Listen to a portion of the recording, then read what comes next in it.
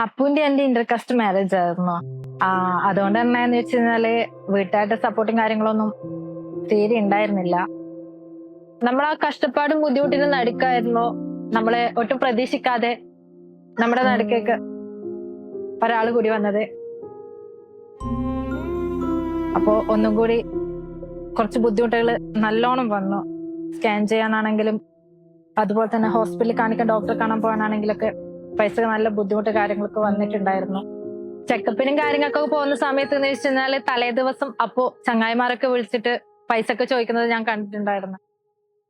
ആദ്യമൊക്കെ എന്ന് വെച്ചാൽ ചങ്ങായിമാര് പൈസ ചോദിക്കുന്ന സമയത്തൊക്കെ കൊടുത്തിട്ടുണ്ടായിരുന്നു. പിന്നെ അപ്പൊ ഒരു ബാധ്യത പോലെയായി കൊടുക്കുന്നുണ്ടായിരുന്നില്ല. ചില സമയങ്ങളിൽ അവൻ അപ്പുറത്തെ റൂമിൽ ഇരുന്നിട്ട് മാറിയിരുന്ന് കരയുന്നത് ഞാൻ കണ്ടിട്ടുണ്ടായിരുന്നു.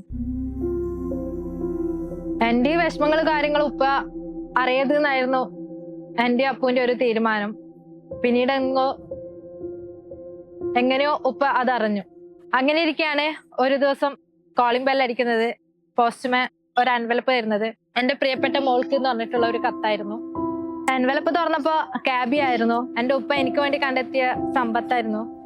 അന്ന് പ്രഗ്നൻസി ടൈമില് ഒരുപാട് പേയ്മെന്റ് കാര്യങ്ങൾക്കൊക്കെ ചെയ്യുന്ന സമയത്ത് നമ്മൾ ഒരുപാട് ബുദ്ധിമുട്ടിയിട്ടുണ്ടായിരുന്നു.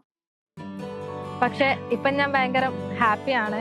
ടെൻഷനും കാര്യങ്ങളില്ല. മെഡിക്കൽ എക്സ്പെൻസസ് പേയ്മെന്റ് ചെയ്യുന്ന സമയത്ത് എനിക്ക് ക്യാഷ് ബാക്ക് കാര്യങ്ങളൊക്കെ ക്യാബിയ കട വഴി കിട്ടുന്നുണ്ട്.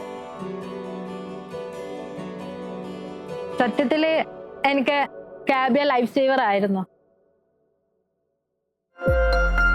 Kabia. From digital assets to real spending.